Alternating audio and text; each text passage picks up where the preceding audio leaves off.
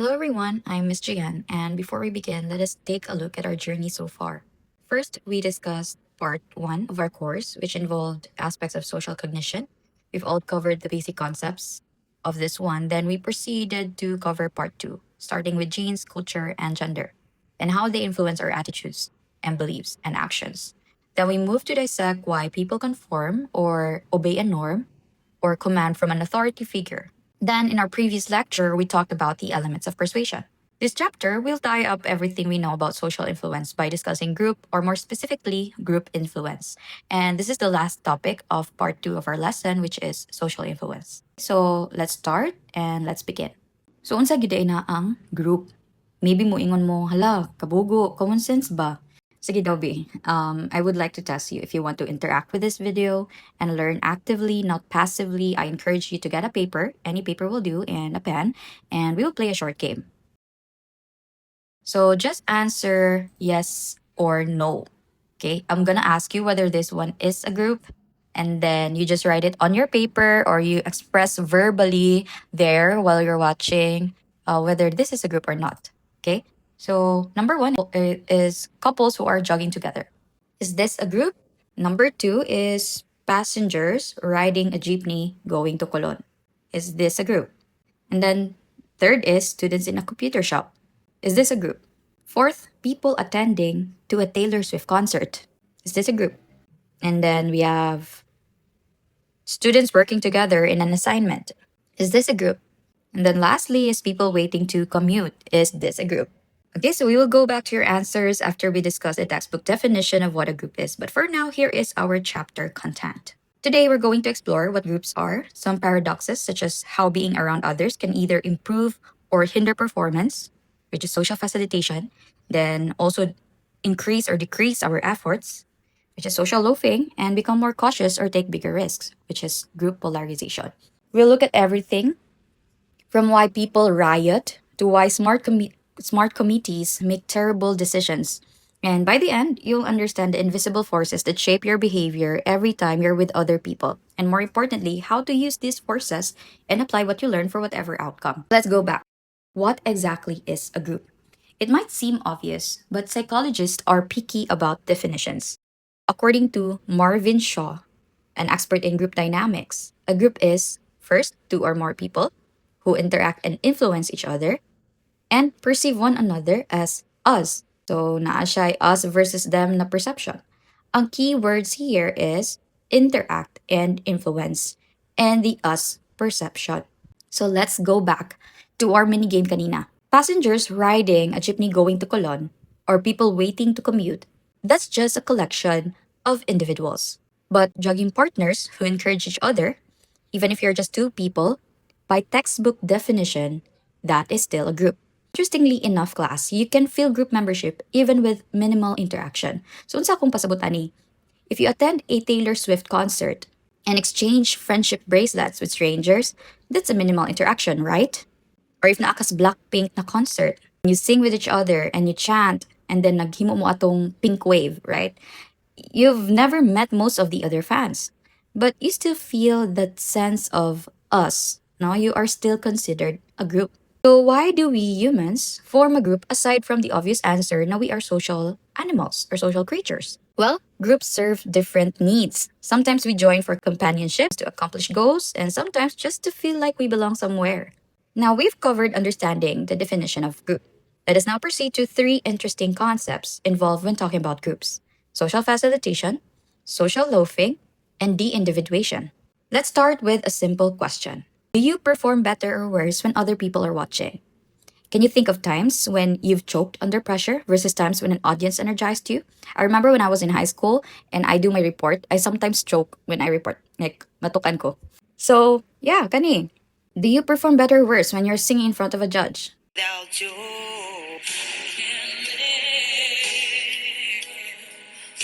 can't give anymore. Can't live without you. Can't live with you more. طبعا انا كفي زيك باش. الانجليزي كيف؟ Okay. This was a very funny meme, right? Dili nagsugod ang Ken Lay na kanang meme. I don't know if you've known this kind of meme, but I mean, maybe I'm old na. But yeah. The answer is actually both, no, depending on what you're doing. And this discovery goes back to 1898 when Norman Triplet, this was called the Triplet study. They did it was the first social psychology experiments on social facilitation. Nakanotice siya na ang cyclists, they rode faster when racing against others than when they're just racing against the clock or racing by themselves. So the researchers also uncovered so nakaana sila na, sige, siguro when you're with others, your performance will increase. But then, after a few experiments and a few studies, they also uncovered the opposite effect in some instances. So, what experiment am I pertaining to? They asked people to solve a complicated puzzle. And this resulted in a diminished performance among participants. So na-confuse ang mga psychologists na siya ana sila na unsa man jud, what is happening? Do groups help with our performance? But there's another experiment man that found different things like our participants sa puzzle, no, it decreases their performance when they're with people. And that's where Zahong's arousal theory gitahi niya everything. So social facilitation only helps when you're doing something you're already good at. So, kani si Mikey, okay, kani si Mikey, he is really good at solving puzzles. He's been doing it since he was still in his mother's womb. Wow. So, wala pa siya gipanganak no, nagpuzzle na siya sud sa tiya si mama. So naturally, when there are people around, he would have increased arousal. And this arousal helps him perform even better. So Bisaya pa, murag mugara si Mikey. But, yeah, joke rabbit out. But yeah, kind of like that, no? If you're learning something new or doing something difficult, having people watch actually makes you perform worse. And the reason for that is arousal.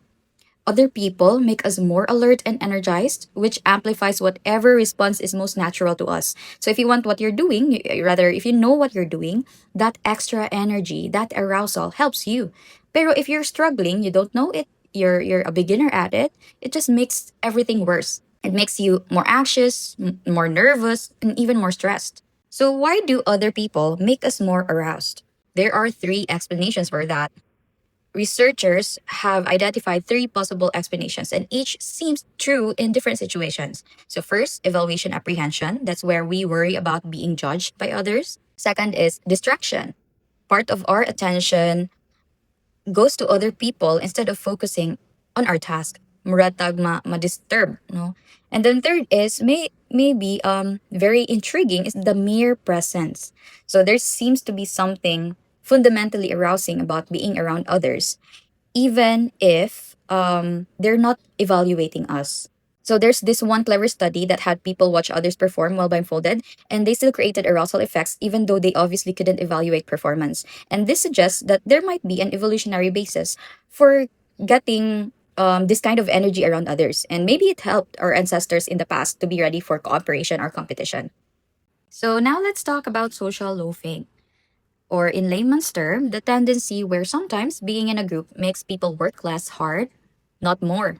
So mura sila magdawat limpyo. And I know you've probably experienced it in group projects. I mean, maybe the dawat limpyo translation is extreme. Maybe more like, mas gamay kog effort na ihatag in a group compared when I'm alone, then I give 100% of my effort. Nga na siya, ang social loafing. So, ang classic study aning example is the psychologists had people pull a rope, kanang tug of war. And it's two instances where they asked people to do it alone, and then after that they asked the people to do it with others. So when people thought they were pulling with a group, they put in less individual effort. Why do they think that they were pulling with other group? Ilang murag gi-blindfold ang participants, gi-pull ang rope, and then they didn't know na there wasn't anyone with them. They were alone. That was the experiment. No, brilliant kaayo ang mga psychologists, right? In the way they uncover or try to test out these kind of phenomenon, abstract phenomenon, and test it out physically. So, nga na siya, no? So they found out that the people, again, pulling with a group, they think that they were pulling with a group, they put in less individual effort by a measuring device. Mas gamay lang force. So, same thing happened in another experiment where people were asked to shout or clap. So, gibutangan sila headphones, and then they were asked to shout or clap. And then, they made less noise per person when they thought they were in a group. Or there was a clapping sound. There was a clapping sound playing in their headphones, and they thought they were in a group that's also clapping with them. And they found out that if the participant is just alone, the participant really shouts so loud, claps very much. Pero when they think they are in a group and others are clapping with them, mas nihinay lahang clap and shouting. So why is this happening? Ang key factor, Annie, is whether your individual contribution is or can be identified. When it gets lost in the crowd, it gets lost with the group, people tend to let others, quote unquote, pick up the slack. So it's dili siya conscious, mura siya automatic na buhaton sa taon. We just don't feel as responsible for the outcome if there is diffusion of responsibility. Okay, so that's the word. And how do I counter social loafing in psychology? Since in psychology and maybe in most classes, there are a lot of group works. You've noticed that, right? And ajay groupings every time. So one thing that I do is that I make sure that each role of, for example, sa experiential learning, right? There is an indication there of what is the role of that person. So their task is identifiable. That's why mas less ang social loafing. I hope it works. No? If it didn't work, then inform me so that I can try to think of something else, right? Another is peer evaluations, right? So you're graded and evaluated by others. So everyone's watching each other's effort, and that's another thing that will also inform me. I think it makes everything or the group work fair, right? So anyway, we now know that social loafing is not a good thing to have in groups. So how do we prevent it? The good news, class, is that social loafing is not inevitable. Dili siya kanang there jud na di gyud nato mapigilan. There are ways to prevent it. So, the most important factor is individual accountability. So, when people know their specific contributions, or when they know that their contributions will be evaluated, the loafing disappears. That's my example a while ago. So, number two is making tasks challenging and meaningful. It also helps. Okay, when the group or the individual person cares about something that they do, of course you wouldn't slap because you care about the task, right? So make it challenging, make it meaningful for the person or the group. And the next is there's also a study where friends and teammates who identify with the group work harder. So group cohesion matters. And there's a caveat later. I'll discuss about the downside of group cohesion. But anyway, in a general sense, it helps, right? And lastly, if people believe their contribution is unique and essential, they step up. So example, when you're doing your research later, you guys are doing your research already, right? So how do you prevent social loafing from happening? So maybe your instructor or professor can intervene, divide the section per group member sa paper, and then grade them individually. Muna siya, first. So unsa may gibuhat ani niya? First, it makes the task per member identifiable, so wala na diffusion of responsibility. So gitanggal na siya, gilasen ang diffusion of responsibility. So anyway, kamo, what are other things you can think of to prevent social loafing? So, if you really want to apply what you've learned today practically, try to get a paper and list down examples of what you can think you can do to prevent social loafing. Since being in a group never disappears, class, because even in work, we work with a group. Even when in a family, we're part of a family that's a group. So, it never disappears. So, I want you to think and list of ways to counter social loafing. So, sometimes groups don't just change how hard we work, they also change who we are. When groups heightens our arousal, remember, social facilitation gives us arousal. And then we add diffusion of responsibility, which is social loafing. We experience disinhibition. Concerning disinhibition, people act with lesser restraint, lesser self awareness, and focus themselves on the situation rather than themselves or their values. So, kani siya na phenomenon that I'm talking about is the individuation. So the individuation happens when we lose our sense of individual identity and become absorbed in the group. So remember, makalimuta sa atong values, makalimuta sa atong gibaragunan. More on situational ta and what the group is doing. So for example, crowds at riots, right? Just the recent riot in Nepal. I don't know if you've learned or you've known that or you're aware of that. And then masks or uniforms that create anonymity during heist or robbery. That's one thing. And also online comment sections showing this inhibited behavior. People suddenly do things they never do alone, and that's all thanks to the individuation. Again, why does this happen? Researchers found three elements: anonymity, large group size, and arousing activities.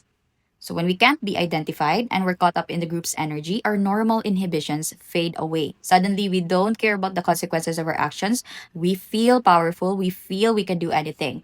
Karun, this inhibition is not inherently bad. It sounds bad, right? The examples that I'm giving. Pero no, some of the most positive human experiences also involve the individuation. For example, mga religious gathering. Can you see of videos that people are praying together and are crying? In team sports and concerts.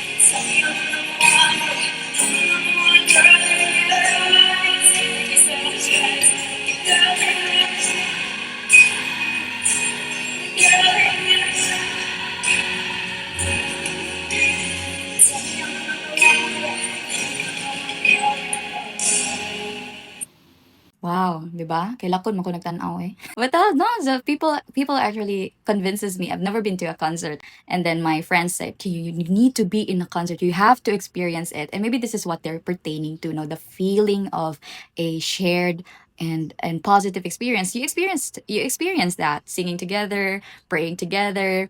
That is because of the individuation. So if musyagit ka, bahalagyabag ka din ha, mukanta ka, di ba you don't do it alone.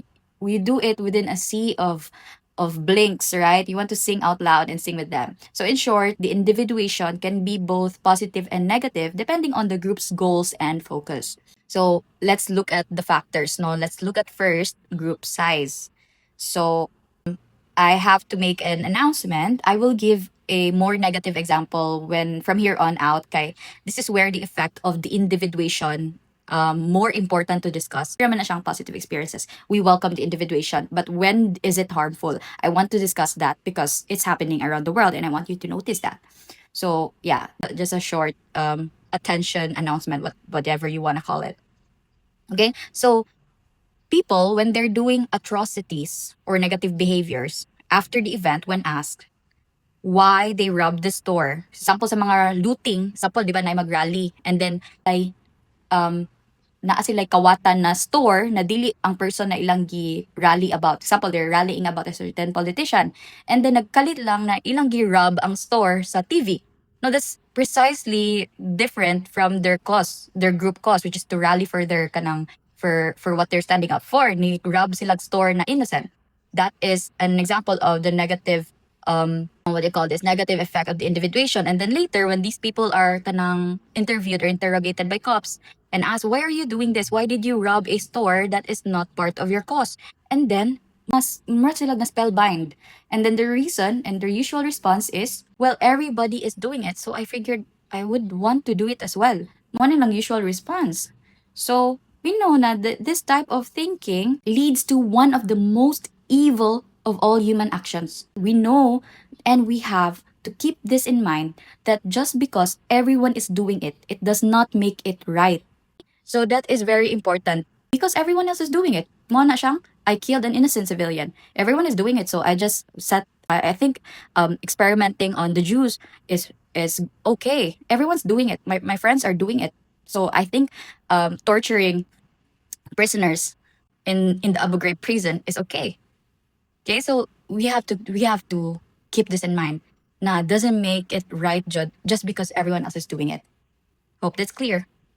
Now, research on the individuation reveals something disturbing na pattern. Okay? In one famous study, women who were made anonymous gave more electric shocks to another person than women who were identifiable. Kani siya, no? This is, how do you call this? Study ni siya ni Zimbardo about kanang the individuation. And kaning sa Stanford prison experiment, one of the scholars noted when they were studying back on what happens at Stanford, he noted that the sunglasses contributed to a shift in a normal person's attitude when assigned a police role, because the shades gave them anonymity and the uniform gave them power. So when you think of it, this must be the reason why schools ask students to wear uniform. Diba? That could be one of the rationale behind it. Because probably they want the uniform to help embody the university's values as students.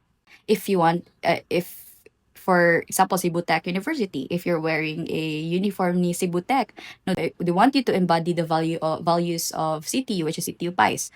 Or if we have a uniform sa psychology or sa SAS, right? We have the ID sling. Maybe we want I mean the organizations, the people in power wants the people to follow that kind of values. Anyway, speaking of uniforms, there's a study that found that uniforms actually affect people's behavior. So when nurses wore uniforms that made them anonymous, they became less aggressive, not more. So the uniform was associated with helping rather than harming. So in short, anonymity amplifies whatever cues are present in the situation. So this tells us that context matters enormously in determining whether the individuation leads to positive or negative outcomes. Now let's move on to polarization. So unsa day ni ang polarization? When group discussion makes each other's opinion on certain things more extreme, that is the definition of polarization. And how did this word come about in the scientific community?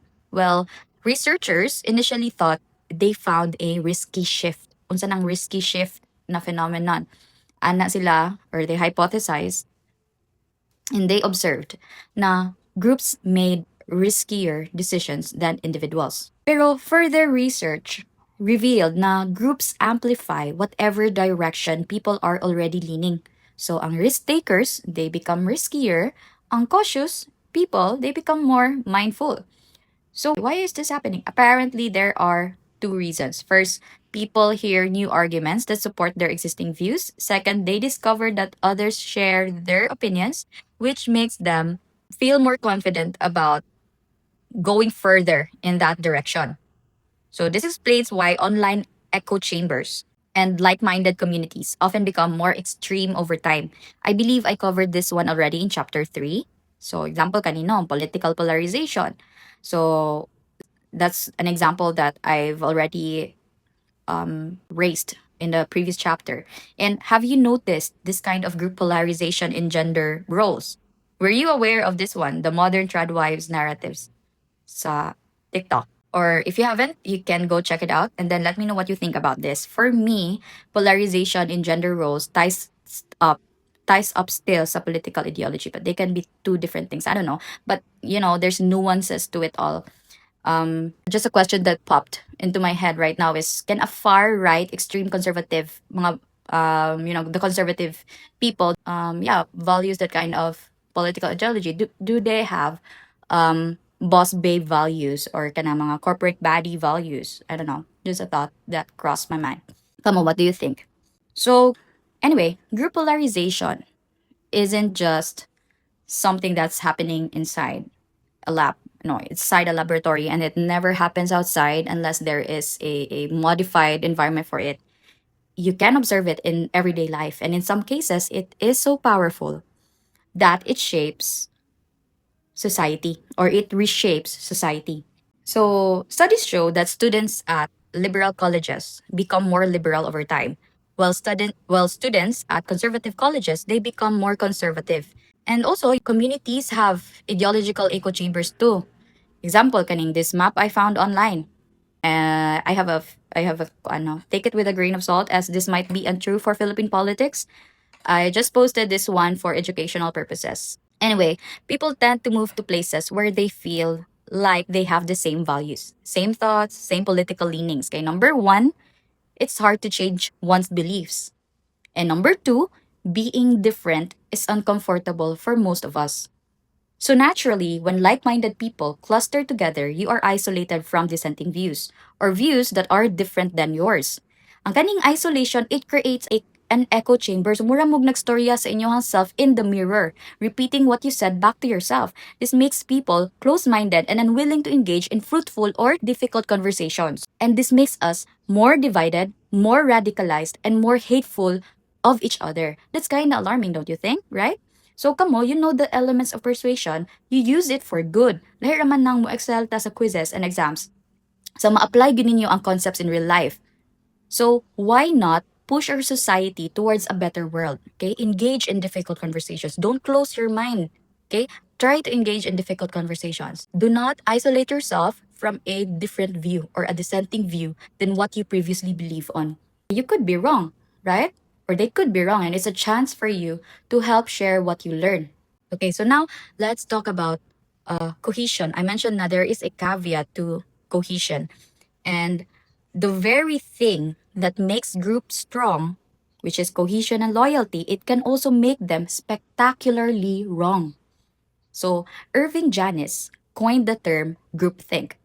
After studying disasters like sa Pearl Harbor and Bay of Pigs invasion, very Western examples, but don't worry, I'll give you a more localized example. He found that highly cohesive groups sometimes surpass or suppress dissent to maintain harmony. There leads to terrible decisions. So, unsa man ang environment that will facilitate groupthink? There's three. First is a cohesive, very friendly group, amiable group, and second is isolation from dissenting views. And third is a directive, most often influential leader. Sounds familiar. Anyway, si Irving also enumerated the symptoms of groupthink. Murag sakit, no?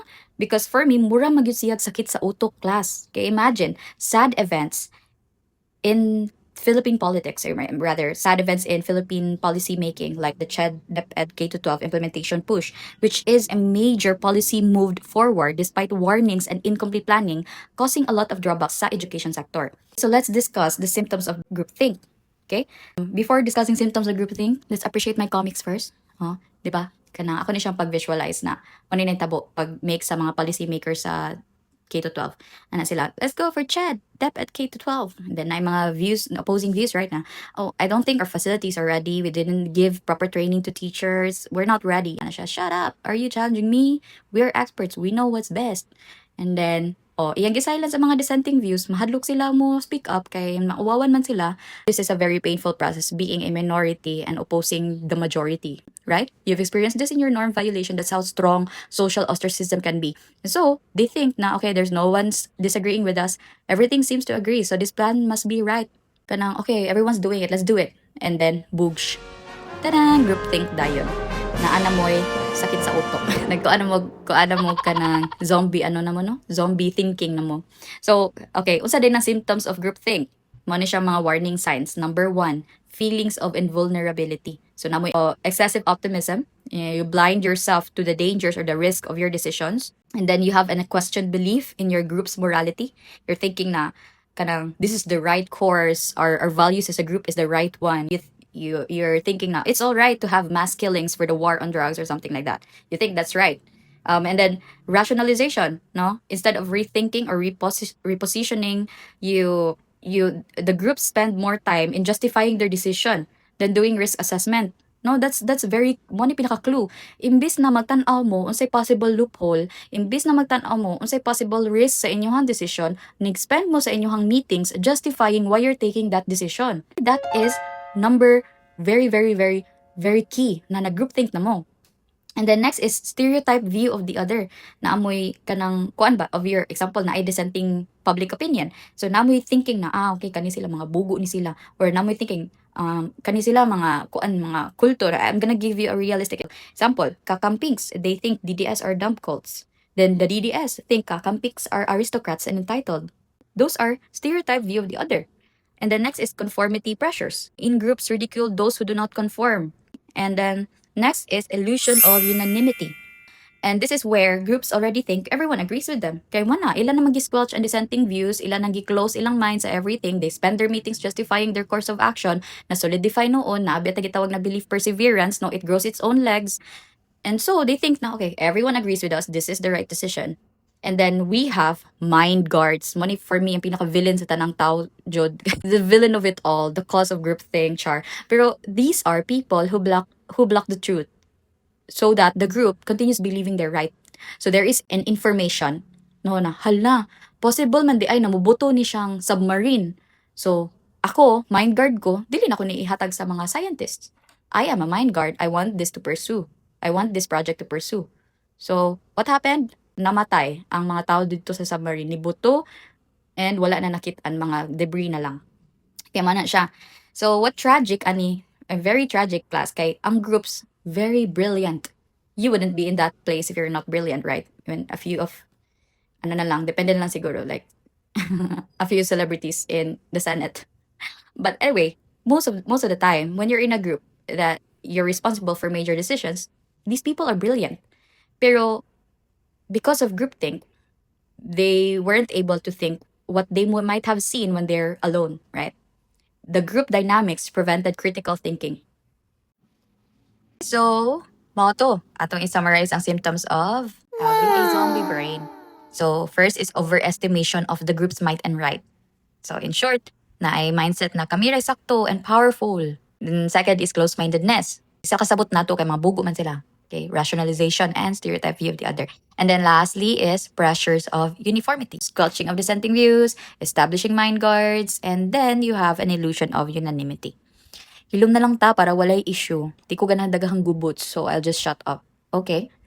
And then you're shutting up, and then these people think, oh, agree ang tanan. Yay, let's go with our policy. Okay, let's push this policy forward. That is the symptom of having a zombie brain. Karon, naaman di ay antidote. Thank God. Okay, the antidote to groupthink is to encourage the right kind of conflict. Dili personal attack, dili ad hominems, bugo man ka nga na, no? Dili nga na conflict, meaning the genuine disagreement about ideas. That is the antidote to zombie brain. And how exactly can you do this when you are discussing in a group? Unsa may mga practical tips that you can do? Okay, we have a few.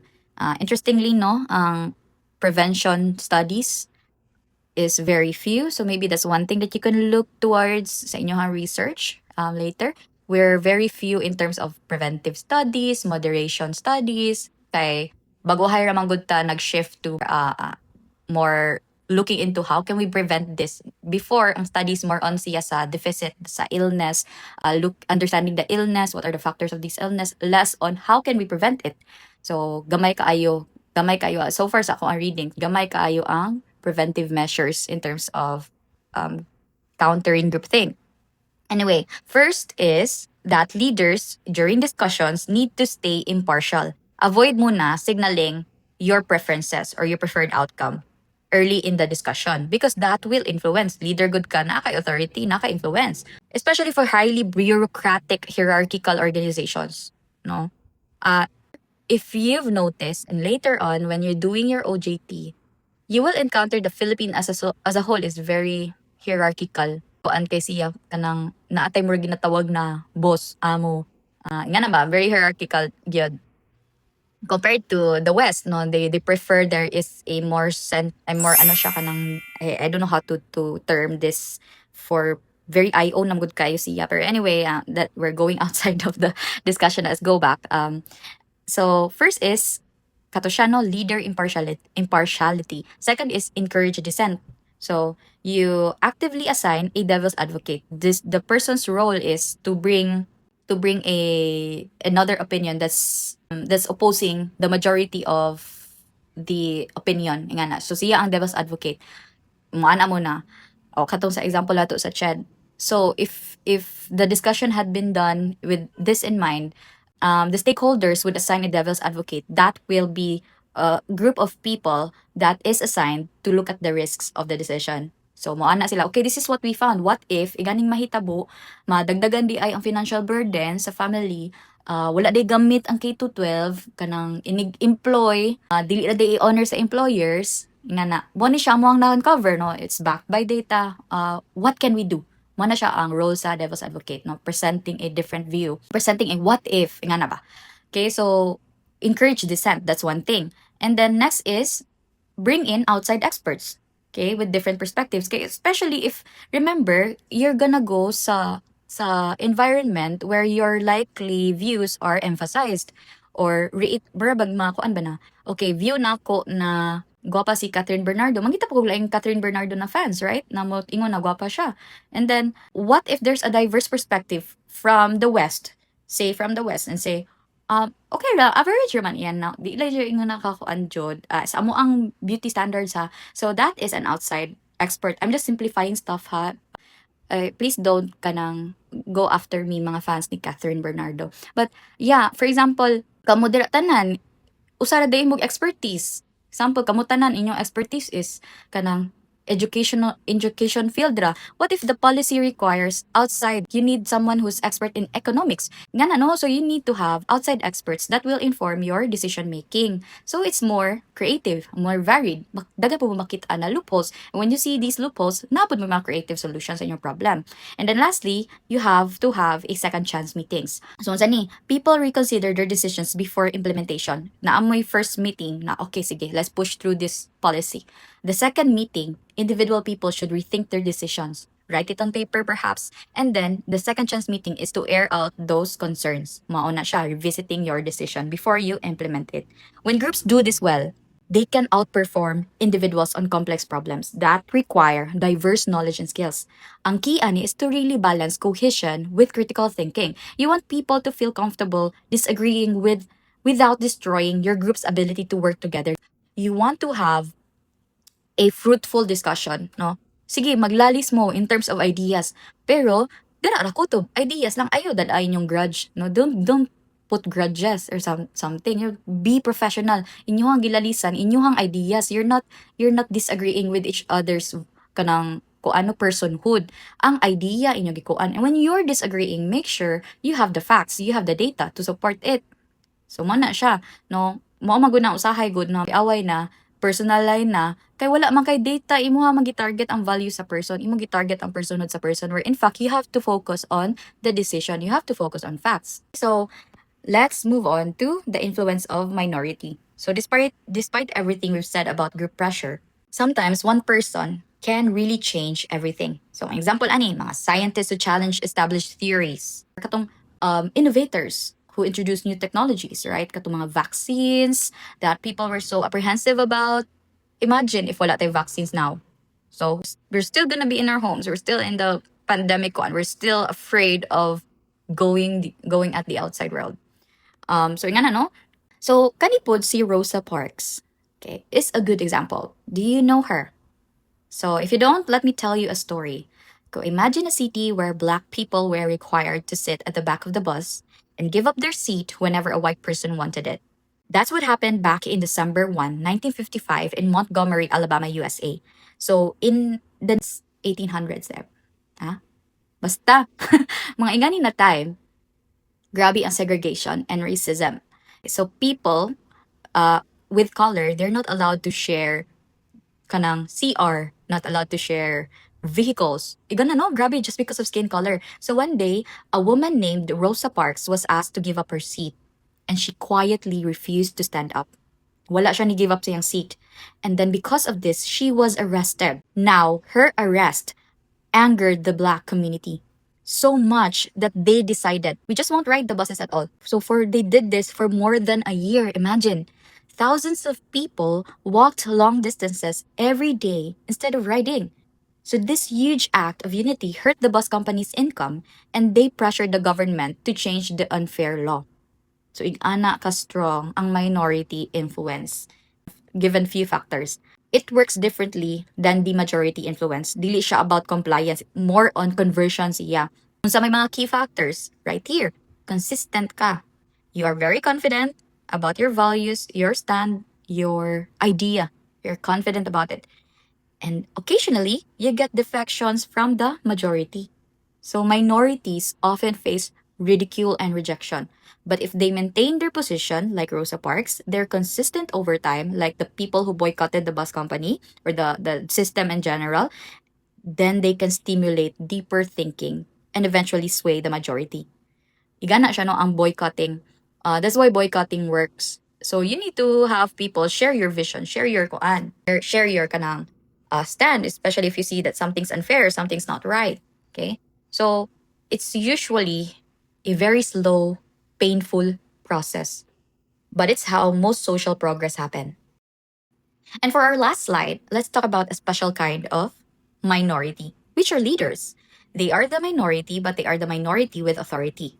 No, diba? Rhyming. So leadership is really a special case of minority influence. Kaya di siya about one person guiding a group. About siya one person guiding a group often in new directions. So ang research, no, they showed that there are two main leadership styles. This is a very, this is an archaic finding. There are a lot of leadership styles now.